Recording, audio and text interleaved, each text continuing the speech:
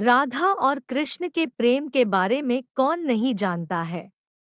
कहते हैं कि कृष्ण और राधा का विवाह नहीं हो पाया था, लेकिन दोनों में इतना प्रेम था कि आज भी दोनों का नाम एक साथ लिया जाता है। श्री कृष्ण का राधा के लिए प्रेम और राधा का श्री कृष्ण के लिए समर्पण देखते ही बनता था। शायद इसलिए अपने आप को सबसे बड़ा भक्त कहने वाले नारद मुनि को राधा से जलन होने लगी थी। यह बात श्री कृष्ण अच्छी तरह से जानते थे। एक दिन राधा के बारे में बात करने के लिए नारद मुनि श्री कृष्ण के पास आए। यह बात श्री कृष्ण को पता चल गई थी।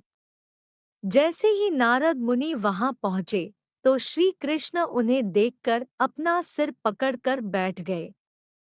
नारद मुनि ने श्री कृष्ण से पूछा कि क्या हुआ प्रभु, आप ऐसे अपने सिर को पकड़कर क्यों बैठे हैं। श्री कृष्ण ने कहा, हे नारद मुनि, मेरा सिर दर्द कर रहा है। नारद मुनि ने पूछा, प्रभु इसका दूर करने का उपाय क्या है। तब श्री कृष्ण ने कहा, अगर मैं अपने सबसे बड़े भक्त का चरणामृत पी लूं तो इसे दूर किया जा सकता है। तब नारद मुनि सोचने लगे कि सबसे बड़ा भक्त तो मैं हूँ, लेकिन अगर मैं अपना चरणामृत दूंगा तो मुझे नरक जाने जितना पाप लगेगा। मैं प्रभु को अपना चरणामृत नहीं दे सकता। कुछ देर सोचने के बाद उनके मन में राधा का विचार आया और वे सोचने लगे कि लोग राधा को भी तो श्री कृष्ण का सबसे बड़ा भक्त मानते हैं, इसलिए क्यों न उनके पास जाकर पूछा जाए। ऐसा सोचकर वह राधा के पास गए और उन्हें सारी बात बता दी।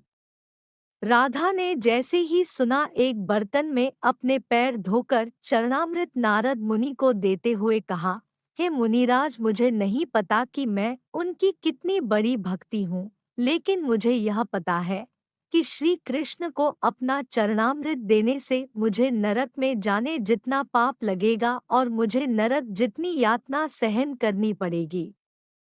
मुनिवर, वह सब मैं सहन कर सकती हूँ, लेकिन अपने स्वामी को पीड़ा में नहीं देख सकती। यह चरणामृत ले जाकर आप उन्हें दे दें।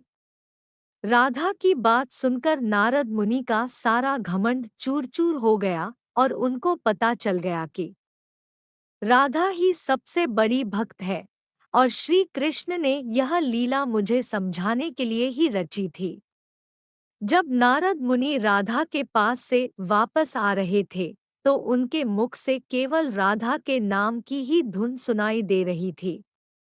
जब वे श्री कृष्ण के पास पहुंचे तो देखा कि श्री कृष्ण उनको देखकर केवल मुस्कुराए जा रहे हैं और नारद मुनि ने भी सारी बात को समझकर उन्हें प्रणाम करते हुए कहा, राधे राधे।